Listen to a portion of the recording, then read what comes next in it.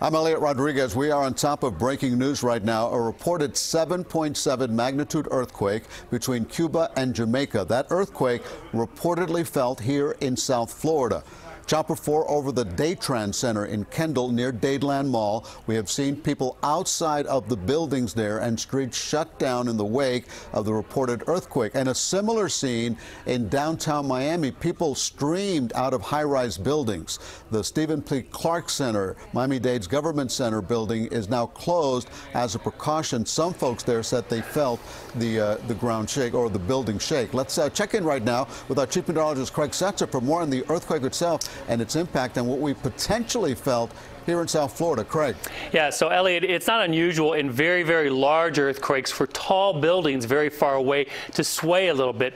Because literally, when the earth is shaking, these seismic waves are radiating out from that fracture in the earth's crust, and those waves, almost like ocean waves, make a boat go up and down. They make tall buildings sway a little bit back and forth, and that's likely what we felt here because, in fact, there are very few, if any, reports outside of Miami. There was a report from Marathon, and there have been reports in Hollywood as well as Miami Beach, but most of these reports are because of tall buildings moving because of the earthquake. Now, the earthquake, you can see pretty far away. It's in an area we call the Cayman Trough. That's where the Cayman Islands are there, and it's about halfway between Jamaica and Cuba, and there have been many reports of the earthquake being felt in Grand Cayman and the Caymans, as well as Jamaica.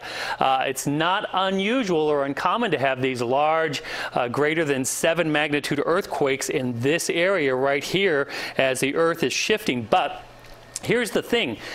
This is an area that does not frequently produce tsunamis, and that, of course, would be large ocean waves that then inundate the land, because one side of this trough area is moving in one direction, the other side is moving the other direction. So literally the land is kind of sliding against itself here. It's not being thrust up, and that's typically what we see in an earthquake. So once again, 7.7 earthquake this afternoon along the Cayman Trough. That's between Cuba and Jamaica, and we in fact did feel it here in South Florida.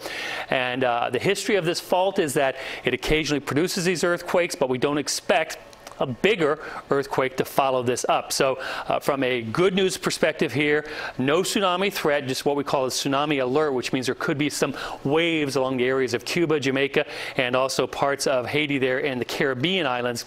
Folks are asked to stay out of the ports in these areas, avoid ports because some of these waves come in, but no major tsunami threat. We will, of course, keep you up to date on any developing or breaking news with the situation, have updates throughout the afternoon.